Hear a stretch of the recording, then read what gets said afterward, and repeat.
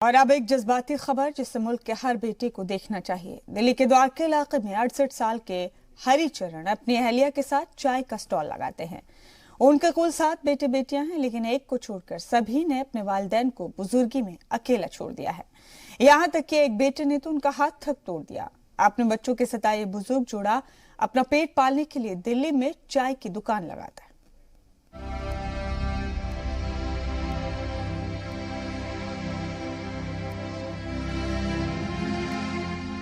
उम्र के जिस पड़ाव पर आकर बुजुर्ग सुकून से अपनी जिंदगी बिताने की कोशिश करते हैं,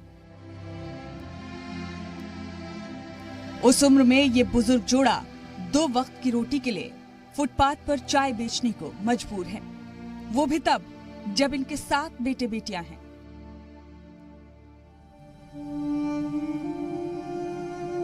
ये है यूपी के बुलंदशहर के रहने वाले 68 साल के हरिचरण और उनकी अहलिया। हरिचरण जिस्मानी तौर पर कमजोर हैं, उनका हाथ भी टूटा हुआ है और इनकी ये हालत की है इनके एक बेटे ने। बुलंदशहर में हरिचरण के बेटे राकेश ने जुए के लिए पैसे नहीं मिलने पर वालिद का एक हाथ तोड़ दिया था। उस वक्त उनके दूसरे बेटों या बेटियों ने कोई भी मदद नहीं की, उल्टा उन्हें घर से बेदखल कर दिया गया, जिसके बाद उन्हें मजबूरी में दिल्ली आना पड़ा।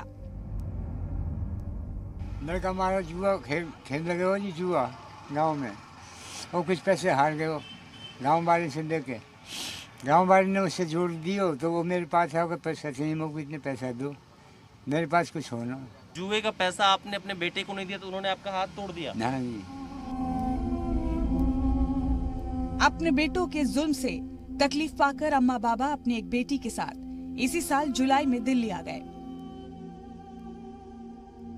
दिल्ली में अपनी एक बेटी के घर आए तो वहां दामाद ने भी उनसे मारपीट की और घर से निकाल दिया। अब ये दोनों किराए के मकान में रहते हैं। एक बेटी के सिवाय इनकी सुध किसी ने नहीं ली। कोई बेटा देखने नहीं आया बुलंदशहर से? कोई ना। हम तो जी जो का जैसो टाइम कटो ऐसो काटो भगवान ने। हम 2 दिन आके भूखे या पेड़ की जड़ में ही कह रहे आते तो मिल की मन्नो ही बेहतर हो यहाँ हो रहा हो। सोशल मीडिया पर इनका वीडियो वायरल हुआ तो कुछ रजाकार तंजीमों और डॉक्टरों ने इनकी मदद के लिए आगे आने का फैसला किया है।